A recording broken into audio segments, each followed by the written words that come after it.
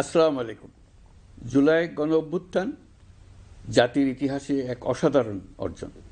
এটি অপ্রত্যাশিতভাবে জাতির জীবনে গণতন্ত্র, ন্যায় বিচার ও মানুষের অধিকার প্রতিষ্ঠার সুযোগ এনে দিয়েছে।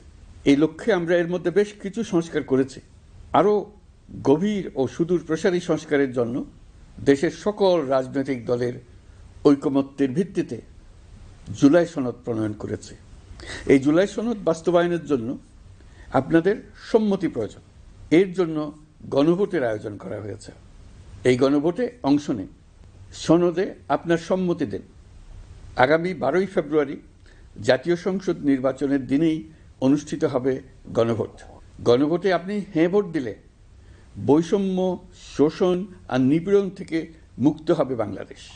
গণভোটে হ্যাঁ ভোট মানে তত্ত্বাবধায়ক সরকার ও নির্বাচন কমিশন গঠনে সরকার ও বিরোধী দল একসঙ্গে কাজ করবে। সরকার ইচ্ছামতো সংবিধান পরিবর্তন করতে পারবে না।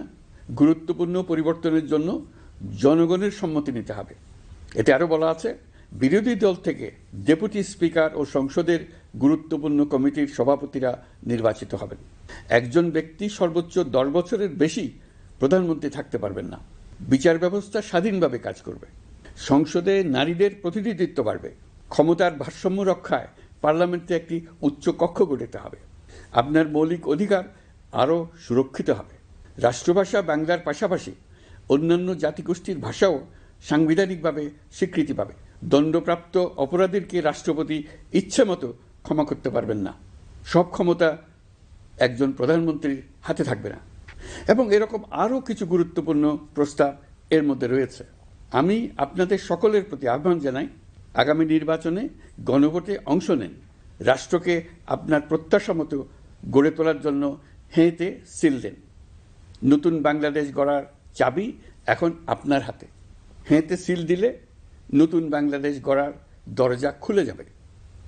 হেঁতে আপনি নিজে সিল দেন, আপনার পরিচিত সবাইকে সিল দিতে উদ্বুদ্ধ করুন এবং তাদেরকে ভোট কেন্দ্রে নিয়ে আসুন। দেশ পাল্টে দিন। ইনশাল্লাহ আমরা সবাই মিলে দেশ গড়ার এই সুযোগ নেব। মহান আল্লাহ আমাদের সহায় হন।